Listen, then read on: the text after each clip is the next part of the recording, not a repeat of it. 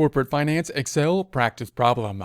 In this presentation, we're going to work a practice problem in Excel related to comparing and contrasting financing plans to increase total assets, one being debt-focused, one being more equity-focused. Get ready, it's time to take your chance with corporate finance. Here we are in Excel. We have our information on the left-hand side. We're going to put that into the blue area into our worksheet on the right-hand side, running a couple different scenarios for the refinancing or picking up more assets that hopefully can get a return on the assets. So we're going to say there's going to be an increase in the assets of the 25,000. So here's going to be our starting point. Starting point, we've got the assets at the 12,000, those broken out between debt and equity. Debt at the 9,006 and the equity at the 2,400. So therefore, there's your accounting equation. The assets 12,000, the debt and the equity being the 12,000 here, breaking out the 9,600 in the debt versus the common stock being the equity of the 2,400. Debt's financed interest at 9%. Par value on the common stock is going to be $10. We're going to have a return on assets before income and expenses. So the return on the assets are going to be that 10%. Tax rate 35%. We have two plans to finance to get to assets of 25,000. So we want to increase the amount of assets from 12,000 up to 25,000, hoping that we can maintain the return on assets at the 10% as we increase them up to that 25,000. Plan A, we can say that we're going to have the debt to asset ratio remaining the same. So same debt to asset ratio, which we can figure out back up here, the debt compared to the total asset ratio. We're going to keep that the same. Then there's going to be debt that we're going to be financing as a proportion of that at the 12%. Or B, we eliminate the increase in the debt at all, and we simply issue the stock and finance it through equity, issuing of stock, and that's going to be at a price of 10%, meaning that's going to be the market price of the stock. Note that that's the same as the par value up here. Don't let that throw you off. That's what we're going to be issuing the stocks for as well. So if we go back up top, we're going to start off with our earnings before interest and taxes. This is the bottom line of the income statement before we consider the interest and the taxes. So we're going to start off, before we were to finance anything, we had 12,000 before. So if we didn't do anything to get up to the 25,000, we would have the 12,000, and we're going to get a return at the 10%. So we're going to start off with 1,200. Now, if we can maintain that 10% return and increase the assets up to 25,000, that would increase our earnings before interest and taxes. So therefore, if we were to get up to 25,000 and be able to get the same return on it at the 10%, then we're looking to get up to that 2,500. We would do that whether we finance through debt or through the equity financing plan. So that's our plan. We want to get up to this 2,500 of earnings before interest and taxes by increasing the total assets and maintaining the consistent return on it. So then we're going to be calculating the interest under our two plans. So under where we started at was at the 9,600 and the 9% interest. So we're going to, or interest rate. So that's going to be the 9,006 times the 9%. And if we put an underline here, home tab, font group, and underline, that's going to give us our earnings before taxes. Let's do this one first, and then we'll do our other scenario. This is going to be the 1,200 minus the 864, and then we're going to record the taxes on it. The taxes are going to be equal to that 336 times the 35%. Underline there by going to the home tab, font group, and underline. That's going to give us our earnings after taxes. So the earnings after taxes then equal to that 336 minus the 118. So there's our earnings after taxes. Then we want to calculate the earnings per share. So let's think about how many stocks are outstanding at this point in time. We've got the 2,400 amount, and the par value is $10 on the stock. So we're going to pick up that 2,400 divided by the $10, 240 stock out there. And then we're going to give us our earnings per share then, taking the earnings after taxes, which is equal to that 218 divided by the number of shares.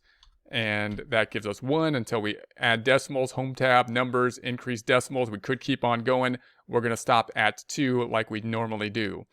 Okay, so that's our starting point. And then we're going to say, well, what would happen if we get up to this 25,000 in assets? We think the return's going to be maintained at that 10% to give us the 2,500 on the return. What about the interest? Now, the first one's a little bit confusing. We're going to say the debt ratio is going to be maintained. So we're going to increase debt and try to maintain the ratio. So what does that look like? Well, we can say the original interest rate was going to be this 864. So we're still going to have that because we're going to be increasing the interest. And then there's going to be interest on new debt that we're going to be dealing with.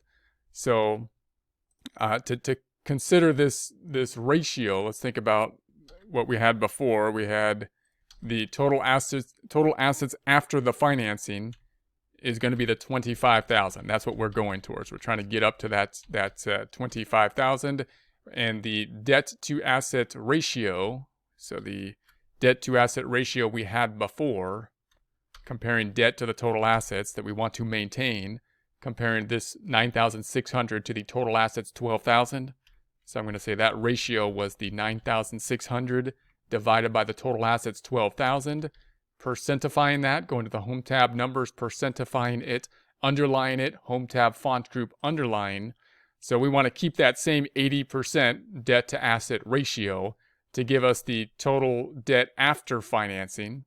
So the total debt after the financing then is going to be the 25,000 assets, keeping the ratio at the 80%. We want the debt then to be at the 20,000, the rest to be financed in some other fashion. So then the original debt, by the way, I'm indenting these by going to you can do that by going to the Home tab alignment and increase the indenting. So if I was to go back here, we can indent them like this. Then I'll indent here, Home tab alignment, increase the indenting. So the original amount was at the 9,600. So that's the debt that's already out there. That means that we need new debt of the 20,000 minus the 9,600 to get up to the 20,000. So this is going to be then the new debt that we're going to issue. Going to indent that, Home tab alignment, increase the indenting, and then I'm going to multiply that times the rate. The rate on the new debt we're going to take out is now 12% as opposed to the original debt, which was the 9%. So higher rate here, often the case if you're taking out more debt, right? And then a Home tab number, percentifying it. Let's indent this, Home tab alignment, increase the indenting. Let's underline it, Home tab font and underline. We'll multiply this out in the outer column, the 10,400 times the 12%. And there we have that. That's going to be the interest on the new debt. The interest on new debt. So the interest on the new debt, maybe I'll capitalize it up here. Keep it small down there. Get rid of the colon. And get rid of the capital. And then indent that. I'm going to indent that Home tab alignment, increase 2 times. And that gives us our total interest then. The total interest outer column equals the sum of the outer column here. The beginning interest plus the new interest. I'm going to put an underline, Home tab font group, and underline. So that's going to be our total interest. So now I'm going to pick that up. That's going to be for the debt financing. The total interest, we're going to sum this up equals I'm going to subtract it. Subtract this out minus the interest, and then we're going to say the taxes is going to be picking up that number times the 35% tax rate. Let's put an underline up top. Home tab font group underline. Let's put an underline here. Home tab font group underline. Let's subtract this out. This equals the 388 minus the 136. That's going to give us our earnings after taxes. Now we got to consider how many stocks that we have outstanding. So how many stocks did we issue? We got to consider that we financed the rest to get up to that 25,000 in stock. So we had new debt that we issued at the 9,600, and then we're going to have to finance the rest with stock. So let's think about this. I can say, well, how can I figure that out? The original shares we had outstanding, I'll put this in the outer column, was this 240 we figured out before. And then the new shares that we're going to have to issue to get up to the 25,000, we can say, all right, well, I know I need to get up to total assets of 25,000. So this has got to be equal to the 25,000 total assets we want to get to. And then we're going to be financing it, the equity to asset ratio. In other words, if we financed 80% with the debt, the other 20% is going to have to be financed with the equity, which you can also calculate as keeping the ratio the same, the equity, total equity, divided by the assets is going to be the 20%, home tab numbers, making it a percentifying it, and then home tab font group and underline it. That's going to give us our total equity after the plan, after we do this plan here. The total equity after financing plan has got to be equal to the 25,000 assets times the 20%, which is going to be 5,000. And then the original equity amount that we started with, the original equity was equal to this 9,000. The original was the 2,400. If I underline that, home tab font group underline, that means that if I take the 5,000 minus the 2,400, we need new equity needed of 2,600. So that's how much more equity we're going to need. There's a couple ways you can calculate that. This is one way we can break, you can break this thing out. You can think about it, go about that a few different ways. But that's going to give us the cost. Now we're going to multiply that times the cost per share, or divide that by the cost per share. We're saying that we're going to sell these for $10. So that happens to be the par value too. Don't let that throw you off. $10 is what we're going to sell them for. And that's going to give us the new shares that are going to be issued. And let's just keep it at new shares. This is going to be equal to the 2,600 divided by the $10. So we're going to issue 260. I'm going to indent this now, a little formatting. I'm going to select these items. Home tab font or alignment, increase the indenting. I'm going to increase this one again. Home tab font group, increase the indenting. That's going to give us the total shares. So the total shares, outer column equals the sum of the 240 and the 260. Let's put an underline on the 260 by going to the home tab font group and underline. All right, so that's going to give us our shares then now at the 500. So this is going to be equal then to the 500. And so now we have those shares outstanding. We're going to say this will be equal to the 252 divided by the 500 and add some decimals, home tab numbers, adding some decimals. We're about at the 50 cents earnings per share there.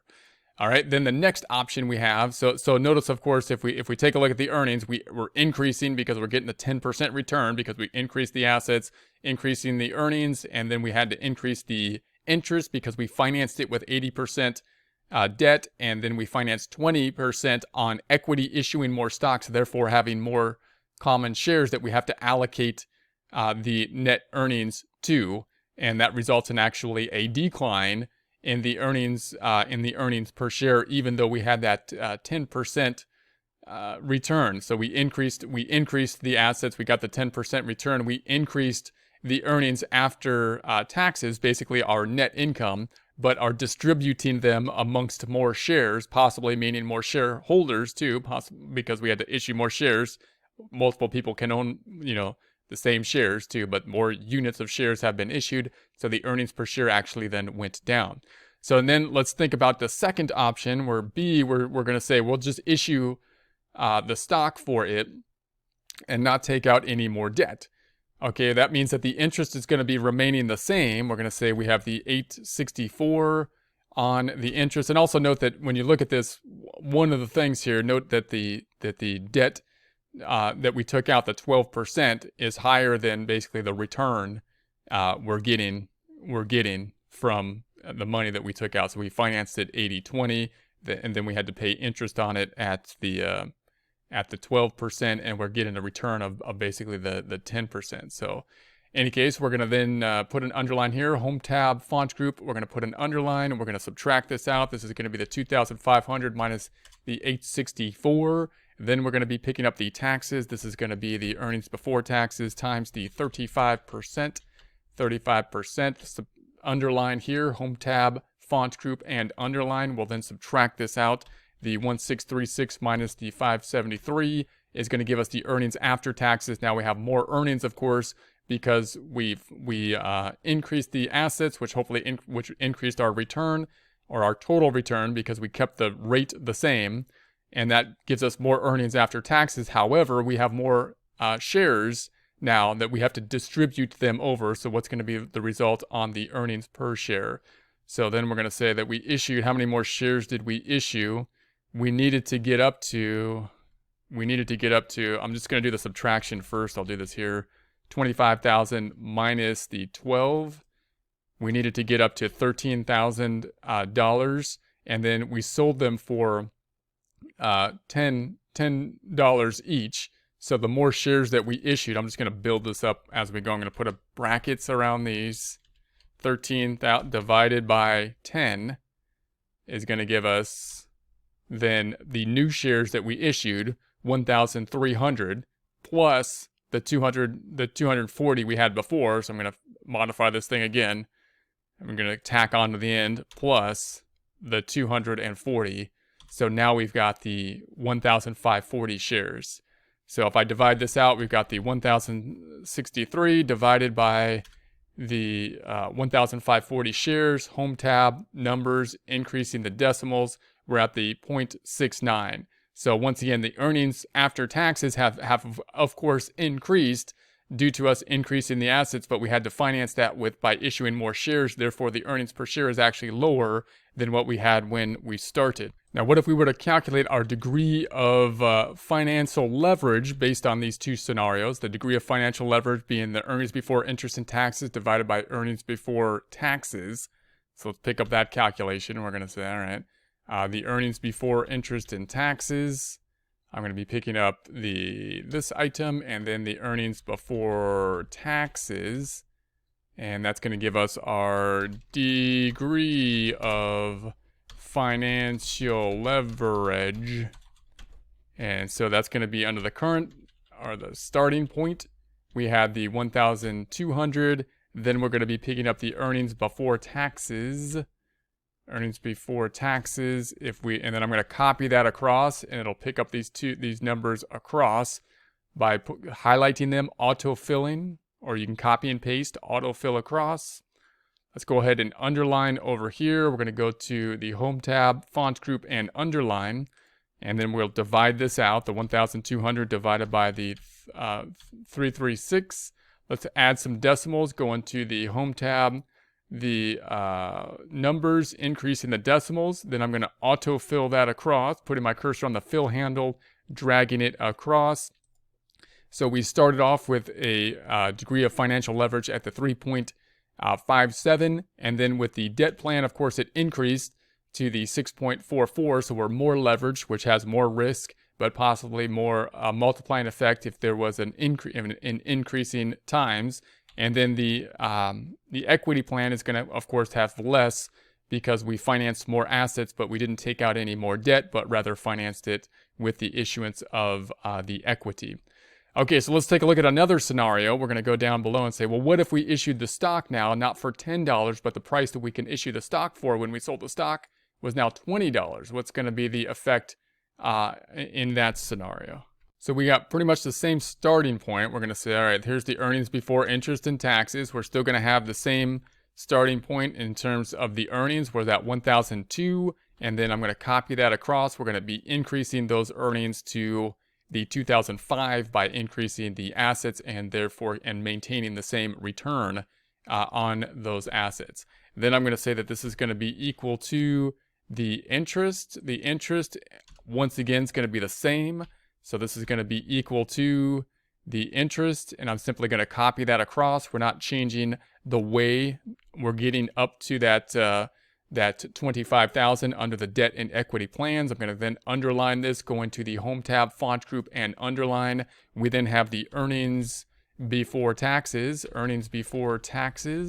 Subtracting this out, this is going to be equal to the 1,002 minus the 864. I'm going to Control C, copy that, go to the right, hold down Shift, go to the right, Control V to paste that out. Then we're going to be picking up then the taxes up top.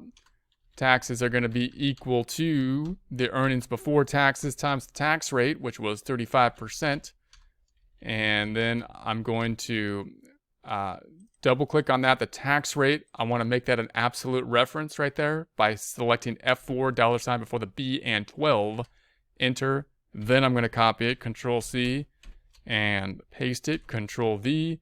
So we copy that across. That then let's put an underline here by going to the Home tab, Font Group, and Underline. Then we're going to have the earnings after taxes. Subtracting this out, this is going to be equal to the 336 minus the 118. This is going to be equal to the 388 minus 252. This is going to be equal to the 1636 minus the 573. Then we're going to pick up the change here where we have the common shares. The common shares up top, they were 240, 500, and 1,540. So the 240 is going to be the same. So we're going to pick that up. But then there's going to be a change on the debt option. So let's take a look at that. So I'm looking at the new common shares for the debt-focused plan. So we have the original shares. This is going to be the same calculation we had right up top here. So I'm going to say, all right, the original shares was at the 240. I'm just going to redo this calculation. New shares, then we started at the total assets after we refinance, the 25%. We still want to get to the equity to the asset ratio of the 20%. So we still need that 20%. I'm going to format this. Home tab, numbers, format that, underline, Home tab, Font Group, underline. That then is going to give us the total equity after the financing. This is going to be equal to the 25,000 times the 20%. So we're still at the 5,000 there. The original equity was the 2,400, which is the same. Underline here, Home tab, Font Group, underline. So the new equity that is needed, is once again going to be that, well, let's do it this way, the 5,000 minus 2,400. And then this is where it changes. The cost per share is now the $20. So we're going to be issuing for $20 per share. So let's make that yellow to show that that's kind of like the big factor, the big change that we're taking place here. Big new change. So that means that the new shares that we're going to issue are going to be, we still need this 2,600, but now they cost $20, so we only have to issue 130 shares. So then if I sum this up, we got total shares now at the 370 as opposed to before where we had to issue another 260 to get to that same 2,600. So now that means that this is going to be equal to the total shares. Let's format this. I'm gonna select. Let's do it this way. I'll highlight this whole thing. Go to the Home tab, Clipboard Format Painter, and then I'll paint the formatting here. So we have that. Let's put an underline here. Home tab, Font Group, and underline. And then we can populate our information. So now we're going to say this will be equal to the 370. So then if we pick up our earnings per share, then that's going to be here. We're going to divide this out. This is going to be the 218 divided by the 240. Let's make this add decimals, Home tab, number group, add a few decimals. And then we got this item. This is going to be the 252 divided by the shares. And we go to the Home tab, numbers, increase the decimals. So you can see up top then we had the 0.5 now here. Now we've got the 0.68. It's looking better due to the fact that we issued those shares at a lesser amount. Now, if we go here, we issued the shares at a greater amount, meaning we had to issue less shares for the equity portion. So now we're going to go to the scenario where we issued basically all shares. So in terms to finance the increase up to a $20,000 assets. So how many shares do we have here? Before we had to get up to 1,540 shares. Now they're issued at twice as much, $20. How many shares do we need to get there? So let's think about that. Before we had the 240. What we need once again is to get to 25,000 minus the 12. So we need an extra $13,000, and we're going to do that by issuing shares for $20. So the 13,000 divided by 20. So I'm going to double click on that.